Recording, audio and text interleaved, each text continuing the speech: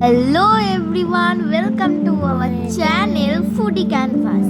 আজকে আমার বাড়িতে মেঘ আর দিদি এসেছিল, তাই দিদি বলছিল এখানে ভালো ভালো খাবার আনতে, তাই জন্য খাবার নিয়ে আমরা চলে এসেছি। আজকে আমরা দোকান থেকে ফ্রেঞ্চ ফ্রাই এসেছিল, তার সঙ্গে ছিল কেক, কোল্ড ড্রিঙ্কস আর ঝুড়ি ভাজা।